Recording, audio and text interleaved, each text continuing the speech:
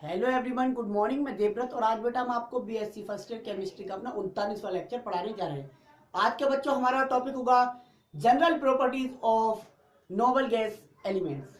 अर्थात बेटा हम अपने प्रीवियस लेक्चर में आपको नोबल गैस एलिमेंट्स या इनर्ट गैस एलिमेंट या शून्य वर्ग के तत्व जीरो ग्रुप एलिमेंट्स स्टार्ट कर चुके थे।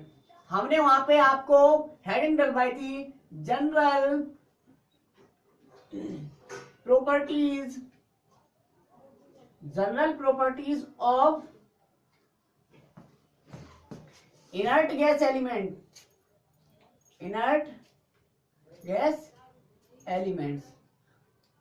अक्रिय गैस तत्वों के सामान्य गुण। ठीक है बेटा। उत्कृष्ट अक्रिय गैस तत्वों के सामान्य गुण। तो हमने यहाँ पे बेटा आपको सबसे पहले इलेक्ट्रॉनिक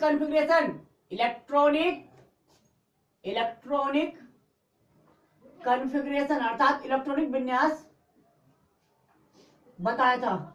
हमने पहला गुण डिस्कस कर लिया था। हमने बोला था इस समूह के सभी तत्वों का केवल हीलियम को छोड़कर एक्सेप्ट हीलियम बेटा इस समूह के तत्वों का क्या होता है सामान्य इलेक्ट्रॉनिक विन्यास, इसे छोड़कर NH2 NP6 होता है। इसका होता था NH2 जहां N क्या होती थी 1, तो 1S2 हो जाता था। हीलियम को छोड़कर बाकी सभी तत्वों का सामान्य इलेक्ट्रॉनिक विन्यास NH2 NP6 होता था। अच्छा, दूसरा प्रॉपर्टी हमने डिस्कस किया था ऑक्सीडेशन स्टेट। क्या बेटा? ऑक्सीडेशन स्टेट अर्थात ऑक्सीकरण अवस्था। ठीक है, तो ऑक्सीडेशन स्टेट देखते हैं जरा। तो now you are reading second property चल रहा है आपका ऑक्सीडेशन स्टेट, ऑक्सीकरण अवस्था। ठीक है बेटा, ऑक्सीडेशन स्टेट। तो चूंकि बेटा इस समूह के तत्वों का हमने बोला था NH2 NP6 एक स्टेबल इलेक्ट्रॉनिक कॉन्फ़िगरेशन है, एक स्थायी इलेक्ट्रॉनिक विन्यास है बेटा। अब चूंकि स्टेबल इलेक्ट्रॉनिक कॉन्फ़िगरेशन है तो इस समूह के तत्व ना तो इलेक्ट्रॉन देना पसंद करते हो ना ही लेना, ना तो इलेक्ट्रॉन आसानी से लेते हैं और ना ही देते हैं। इसलिए बेटा इनकी ऑक्सीडेशन स्टेट जीरो होती है। क्या होती है? जीरो। ये बोला था दिस ग्रुप एलिमेंट्स ना तो इलेक्ट्रॉन लेते हैं और ना ही देते हैं। This group element don't like to accept or donate electron, ना तो इलेक्ट्रॉन लेना ही पसंद करते हो ना ही देना। therefore इट्स ऑक्सीडेशन स्टेट क्या होती है बेटा? इनकी ऑक्सीकरण अवस्था इज जीरो।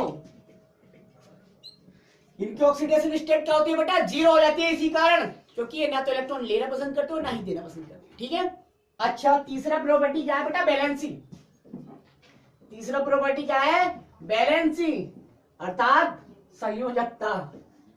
ये है आपकी बैलेंसी।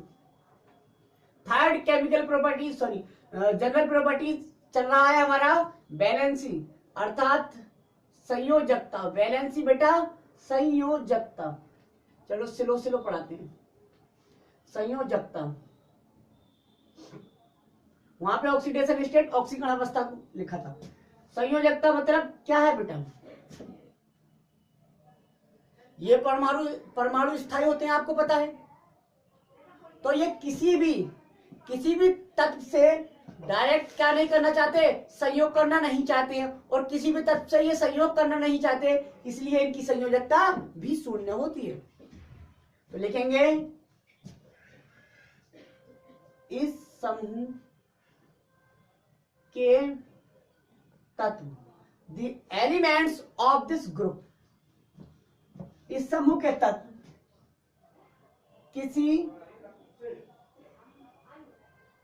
इस समूह के तत्व सामान्यता बेटा जनरली सामान्यता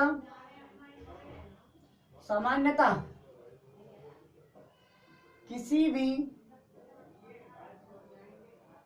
सामान्यतः किसी भी अन्य तत्व से संयोग बेटा, अन्य तत्व से संयोग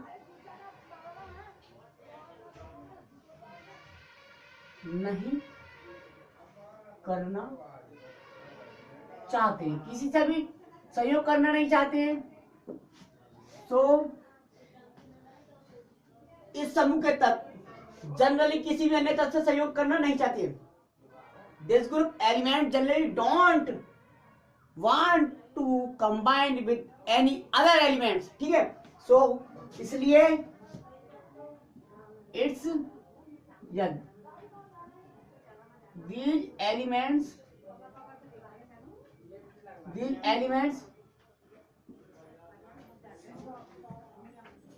so जीरो वैलेंसी, कितनी वैलेंसी बेटा, जीरो वैलेंसी। ये देखिए इस समूह के तत्व सामान्यतः किसी भी अन्य तत्व से सहयोग नहीं करना चाहते, इसलिए इनकी या ये तत्व जीरो बैलेंसी शो करते हैं, अर्थात हम कह सकते हैं इसलिए बेटा इस समूह के तत्वों की सामान्यतः संयोजकता भी क्या होगी, शून्य होगी। क्या होगी, शून्य। जब चूंकि बैलेंसी शून्य है, बैलेंसी शून्य है, बैलेंसी क्या है बेटा, शून्य। ऑक्सीडेशन स्टेट भी क्या है, ऑक्सीडेशन स्टेट भी क्या है, शून्य। इसलिए समूह के तत्वों को हम भी क्या कहते हैं, शून्य समूह के तत्व भी कहते हैं, यानी कि जीरो ग्रुप इसलिए नाम दिया गया बेटा, जीरो ग्रुप इसलिए नाम दिया गया इसे जीरो ग्रुप, ठीक, जीरो ग्रुप, खत्म। समझे आप, तो बैलेंसी समझ गए। नेक्स्ट देखते हैं बेटा, अब आईपी आयनन विभव देखते हैं बच्चों, आयनन विभव, फोर्थ वन आयनन विभव, फोर्थ वन है बेटा आपका चौथा सामान्य गुण आयनन विभव, जिसे कहते हैं अंग्रेजी में ionisation, ionisation potential, ionisation potential, अर्थात आयनन विभव। क्या कहते हैं, आयनन विभव। हो गया आयनन विभव। तो बच्चों सबसे पहले हम आपको यह बता दें कि हमने आवर्ती गुणों में unit first chapter second lecture number exactly हमें याद नहीं, लेकिन यूनिट फर्स्ट चैप्टर सेकंड में हमने सबसे पहले कुछ पीरियोडिक प्रॉपर्टीज पढ़ाए थे, जिसमें आयोनाइजेशन पोटेंशियल क्या होता है, इलेक्ट्रॉन एफिनिटी क्या होती है, इलेक्ट्रोनेगेटिविटी क्या होती है, atomic radius, ionic radius, covalent radius और van der Waals radius, metallic radius, ये सभी डिस्कस किया था। ये सभी क्या थे, पीरियोडिक प्रॉपर्टीज के अंतर्गत हमने डिस्कस किए थे। तो वहां पे आप आयनन विभव समझ लें पहले कि आयनन विभव क्या होता है भैया, ठीक है, इसलिए पहले पढ़ाए जाते थे वो। तो आयनन विभव यदि हम देखें इस समूह के तत्वों का, किसका, देखिए आप, ये हीलियम, ये नियोन, ये आर्गन, ये क्रिप्टोन, ये जीनोन और ये रेडोन और ये यूयूओ अनोक्टोन, ये है बेटा, ये है। तो हम चाहते हैं इसका आयनन विभव बताइए क्या होगा। पहले इस समूह की तुलना पूरी पीरियोडिक टेबल से करनी है। तो आयनन विभव क्या होता है बेटा, सोचो। आयनन विभव तो ये होता था, हमने बताया था, किसी विलगित गैस, ये परमाणु, ये परमाणु है, विलगित होने चाहिए, मतलब आइसोलेटेड, अलग होने चाहिए, गैसियस स्टेट में होने चाहिए। तो किसी विलगित गैसीय परमाणु से एक इलेक्ट्रॉन निकालने के लिए, एक इलेक्ट्रॉन निकालने के लिए जितनी ऊर्जा की आवश्यकता होती है, उस ऊर्जा को हम कहते थे उसका आयनन विभव या आयनन ऊर्जा, ठीक है। अब बताइए आप, यहां पे ये आवश्यक ऊर्जा कितनी होगी, कैसे पता लगाएं। तो बेटा हमने बताया इनका इलेक्ट्रॉनिक कॉन्फ़िगरेशन क्या है, स्टेबल है, ये सभी स्थायी है। जब कोई चीज मान लो बेटा स्थायी है, स्टेबल है, तो क्या वो इलेक्ट्रॉन त्यागना चाहेगी, नहीं चाहेगी। मैं स्टेबल हूं, अब आप, मैं विलगित गैसीय परमाणु हूं मान लीजिए आप, ठीक है, मैं स्टेबल हूं, मैं विलगित गैसीय परमाणु, क्योंकि स्टेबल इसलिए क्योंकि इस समूह के तत्वों की बात चल रही है और ये समूह क्या होते हैं, स्टेबल, सॉरी, इस समूह के तत्व स्टेबल होते हैं, तो मैं स्टेबल हूं, मैं विलगित हूं, मतलब अलग हूं, इन सभी से अलग हूं, और गैसियस स्टेट में हूं, तो अब मुझसे एक इलेक्ट्रॉन निकालने के लिए जितनी ऊर्जा की आवश्यकता होगी वो मेरा आईपी कहलाएगा। ठीक है, वो मेरा आईपी कहलाएगी। तो जब मैं स्टेबल हूं तो सोचिए बेटा, मैं एक इलेक्ट्रॉन को निकल जाने दूंगा नहीं, क्योंकि एक इलेक्ट्रॉन निकल जाएगा सोचो आप मेरे अंदर से, तो मैं स्टेबल नहीं रहूंगा, अनस्टेबल हो जाऊंगा, तो मैं तो विरोध करूंगा बेटा। जब मैं विरोध करूंगा, या सोचो मैं आसानी से इलेक्ट्रॉन त्यागवाने नहीं दूंगा। अब आपकी भी जिद है कि हम सर से इलेक्ट्रॉन त्यागवा के छोड़ेंगे, है ना, तो आप क्या करोगे, ज्यादा एनर्जी दोगे, ज्यादा एनर्जी देंगे, तो ज्यादा एनर्जी की आवश्यकता पड़ेगी इस केस में।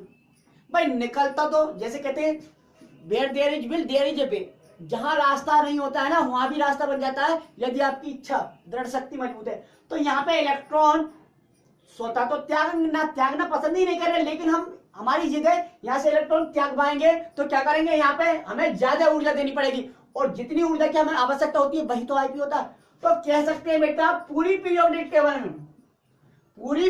टेबल में नोबल गैस एलिमेंट्स के आईपी का मान सबसे अधिकतम होता है। ठीक है, तो लिखेंगे इस समूह के तत्वों के आयनन विभव का मान अधिकतम होता है। बेटा क्या होता है, अधिकतम होता है।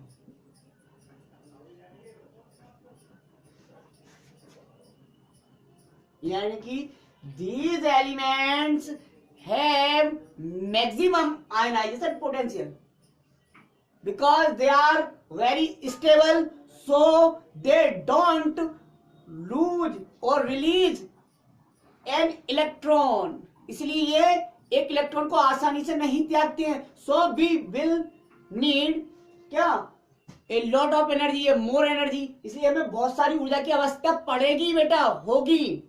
ठीक है, और आवश्यक ऊर्जा को हम क्या कहते थे, इनका आईपी कहते हैं।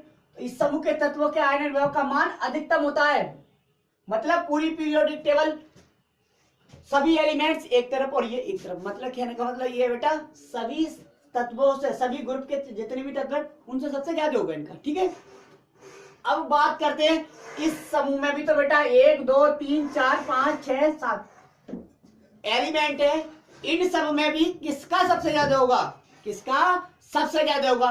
तो बताइए, आपको हमने बताया था trend of IP in group and period, ये बताया था, यानी कि आवर्त तथा समूह में इसका परिवर्तन आयनन विभव का। तो हमने बताया था आवर्त में बेटा लेफ्ट टू राइट जाने पर आयनन विभव बढ़ता है, आयनन विभव बढ़ता है।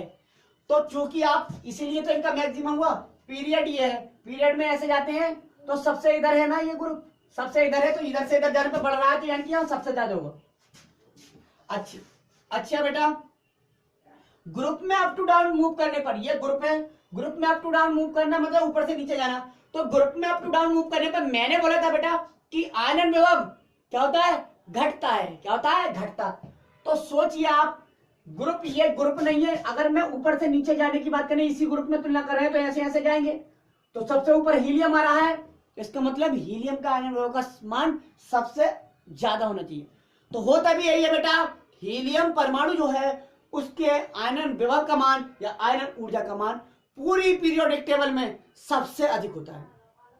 तो हम कह सकते हैं पीरियोडिक टेबल में नोबल गैस एलिमेंट्स का मैक्सिमम होता है, और नोबल गैस एलिमेंट्स में भी हीलियम का सबसे मैक्सिमम होता है, सबसे अधिक होता है। ठीक है, समझिए आप। तो ऊपर से नीचे जाने पर आईपी क्या हो रहा है बेटा, आईपी ऊपर से नीचे जाने पर डिक्रीज हो रहा है, डिक्रीज समझ गए आप, घटता है, यानी कि इसका सबसे ज्यादा होगा, इसका सबसे कम होगा। ठीक है, तो आयनन विभव पढ़ लिया हमने। अब देखते हैं हम नेक्स्ट प्रॉपर्टी, चौथी पढ़ लिया हमने।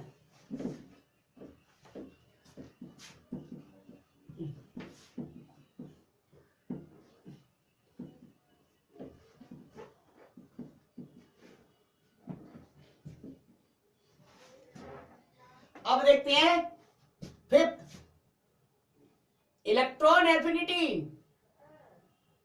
इलेक्ट्रॉन एफिनिटी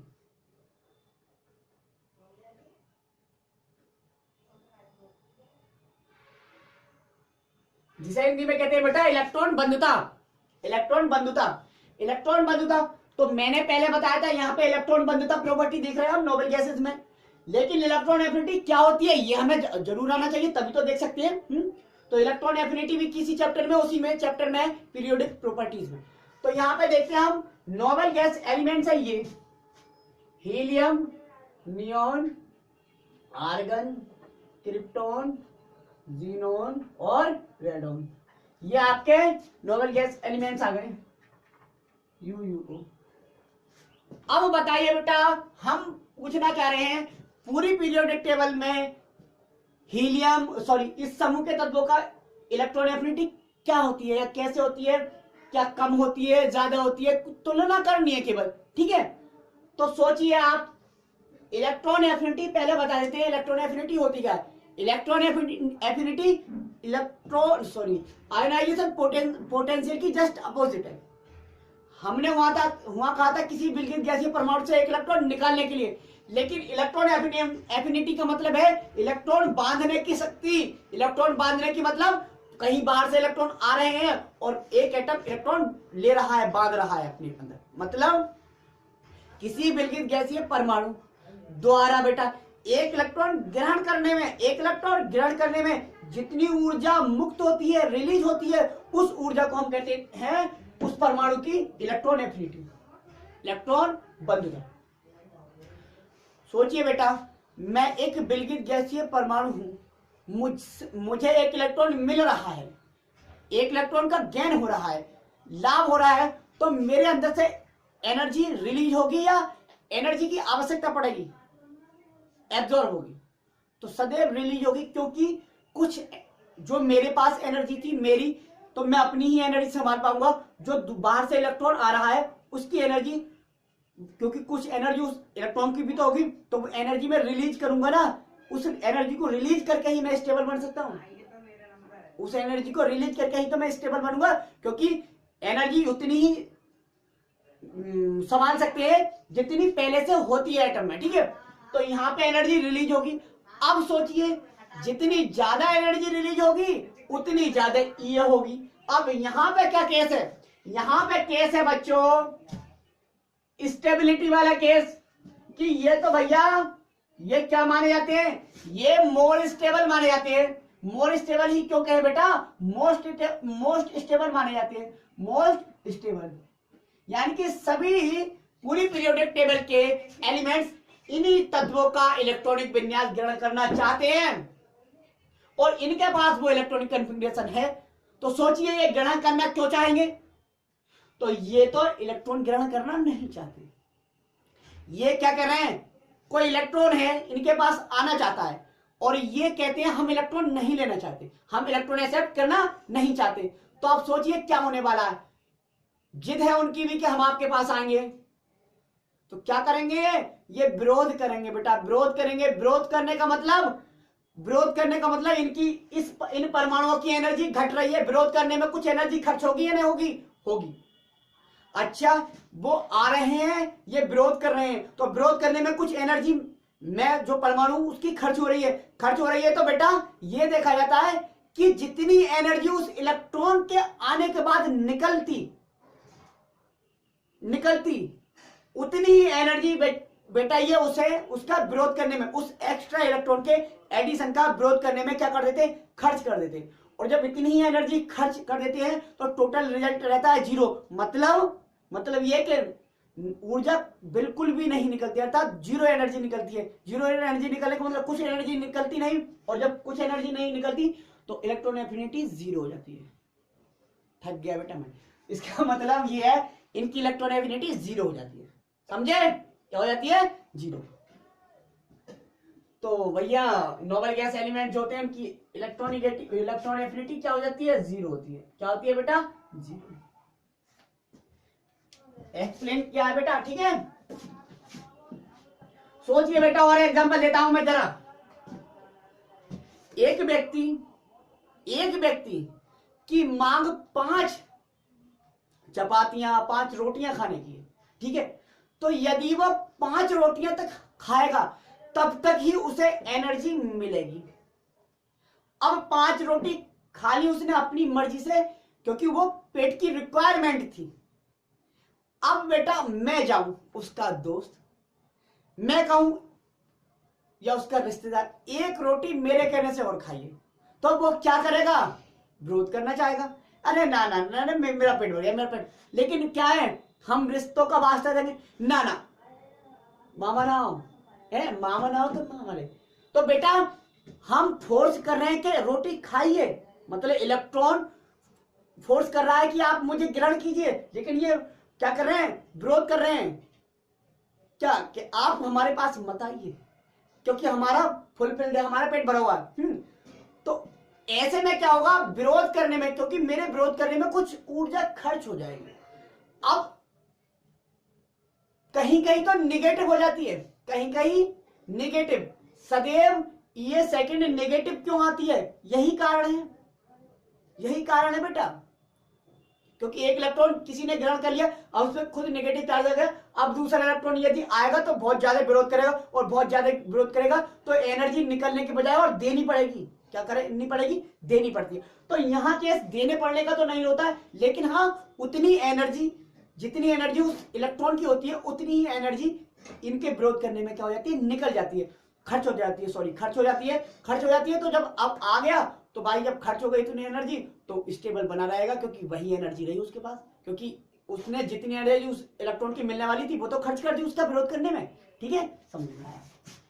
तो इनकी एनर्जी क्या, इलेक्ट्रॉन एफिनिटी 0 होती है। ठीक है बेटा, अब देखते हैं नेक्स्ट। गुरुत्वाकर्षण बल ज्यादा बढ़ रहा है, नीचे ही खसक रहे हैं बेटा। ठीक है,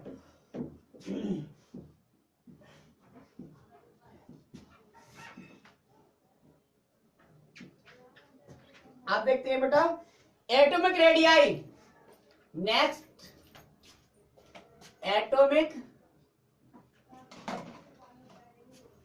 एटॉमिक रेडियाई, परमाणु त्रिज्या, एटॉमिक रेडियाई। छठा होगा आई थिंक, छठा ही तो होगा एटॉमिक रेडियाई। परमाणु त्रिज्या, परमाणु त्रिज्या की बात कर ली जाए बेटा। परमाणु त्रिज्या आपको पता है, ये पीरियड, ये ग्रुप, ये पीरियड, ये ग्रुप। तो यहां है, क्योंकि पूरी पीरियोडिक टेबल में सबसे लास्ट में रखे गए हैं, यहां रखा गया है। अब बताइए, इधर से इधर जा रहे हैं, इधर से इधर जाने पे क्या हो रहा था? सदैव पीरियड में लेफ्ट टू राइट मूव करने पे एटॉमिक रेडियस घटती है, क्योंकि न्यूक्लियर चार्ज बढ़ जाता है। ठीक, दूसरी बात, सदैव अगर ग्रुप में अप टू डाउन जाएंगे, अप टू डाउन जाएंगे, ग्रुप में ऊपर से नीचे जाएंगे, तो एटॉमिक रेडियस या आयनिक रेडियस जितने प्रकार की रेडियस होगी बढ़ेगी। क्या होगी? बढ़ती है, क्योंकि साइज बढ़ता है। ठीक है, अब सोचिए ये एलिमेंट्स यहां रखे हैं, मतलब सबसे लास्ट ग्रुप में रखे पीरियड। अब ऐसा तो नहीं कि ऐसे चल के जाएंगे इस समूह के तत्वों के पास, ऐसे चलना पड़ेगा बेटा। मैं पीरियोडिक टेबल में तो ऐसे चलना पड़ेगा। इसका मतलब न्यूक्लियर चार्ज क्या हो रहा होगा बेटा? बढ़ रहा होगा। और जब न्यूक्लियर चार्ज बढ़ रहा है तो एटॉमिक रेडियस घट रही होगी। यहाँ पे देखो न्यूक्लियर चार्ज क्या होता है? सदैव न्यूक्लियर चार्ज सदैव इंक्रीज होता है। जब न्यूक्लियर चार्ज सदैव इंक्रीज होता है तो एटॉमिक रेडियस एटॉमिक रेडियस सदैव क्या होगी? डिक्रीज होती है।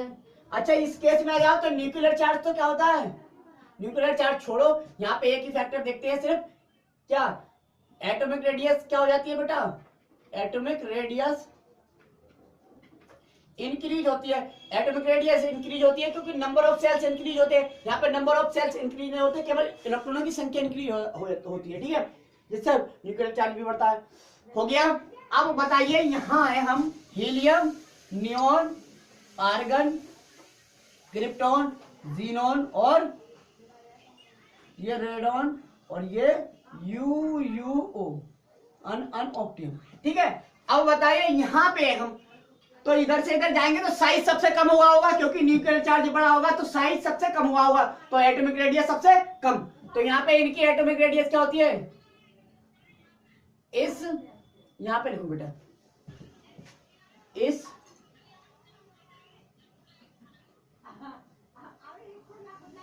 ग्रुप के एलिमेंट्स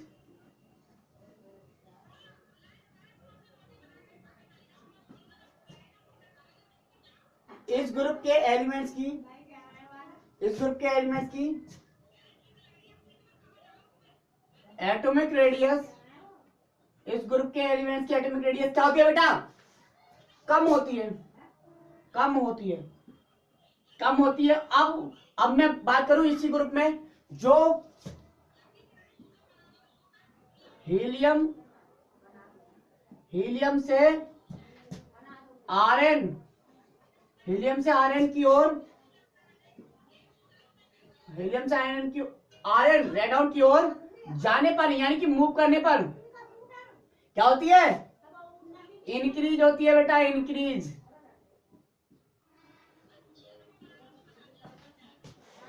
इधर से इधर जाने पर क्या होगी? एटॉमिक रेडियस, एटॉमिक रेडियस बेटा क्या होगी? एटॉमिक रेडियस इंक्रीज, इंक्रीज होती है। समझे बेटा? हो गया। अब देख लेते हैं आगे, आगे क्या होने वाला है। 7वां देखते हैं बेटा, 7वां प्रॉपर्टी, 7वां प्रॉपर्टी है बेटा। अब देख लेते हैं इनकी स्थिति, position, position in periodic table,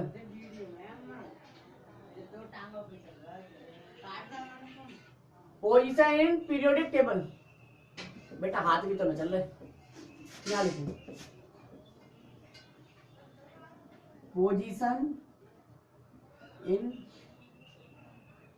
periodic table, आवर्त सारणी में स्थान, यानी कि आवर्त सारणी में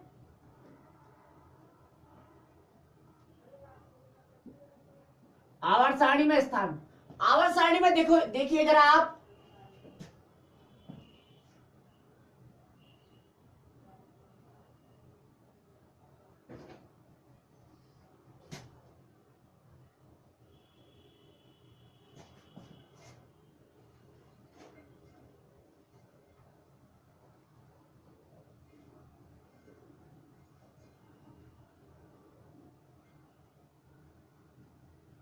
लो खत्म। इस तरह से कुछ आवर्त सारणी थी आपकी, ठीक है। ये फर्स्ट ए पहला ग्रुप, ये दूसरा ग्रुप, ये तीसरा, चौथा, पांचवा, छठा, सातवां, आठवां, नौवां, 10वां। बहुत ज्यादा धोरे हो गए।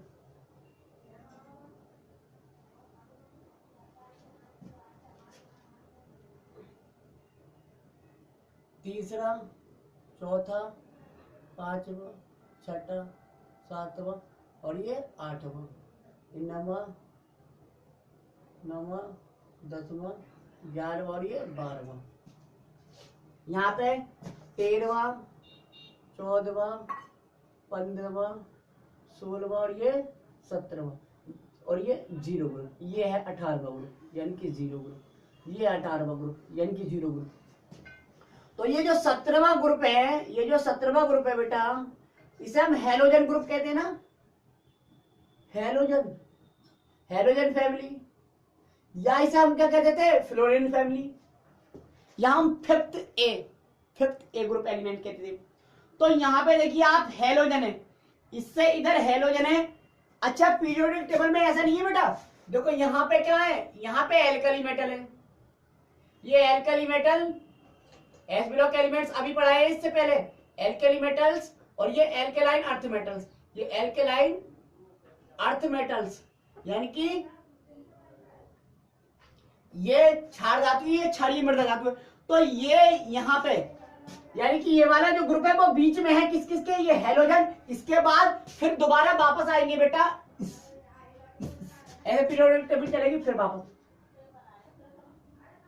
ऐसे ऐसे चल रही है पीरियोडिक टेबल। इसका मतलब इस समूह के तत्वों को हेलोजन तथा एल्कली मेटल्स के बीच में रखा गया है। मतलब क्या है? मतलब ये है, ये मोर इलेक्ट्रोनेगेटिव, मोस्ट सॉरी कह रहा हूं, मोर की जगह कहूंगा मोस्ट इलेक्ट्रोनेगेटिव, और ये होती है मोस्ट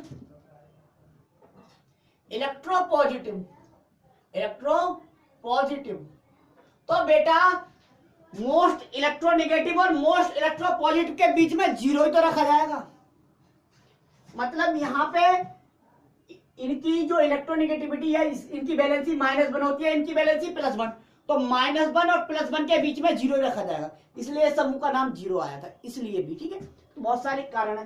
तो हमें तो पीरियोडिक टेबल में इनकी स्थिति देखनी है, इनकी पोजीशन। तो पोजीशन क्या है, यानी कि दीज एलिमेंट्स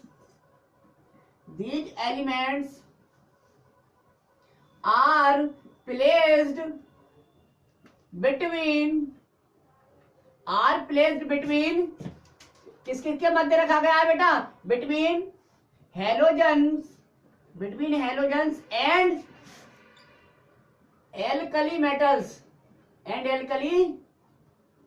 मेटल्स। मतलब इन तत्वों को बच्चों हेलोजन तथा एल्कली मेटल्स के बीच में रखा गया है। ठीक है, तो बस आज के लिए बेटा इतना ही। कल हम देखते हैं अपने नेक्स्ट लेक्चर में क्या पढ़ते हैं। So thank you very much.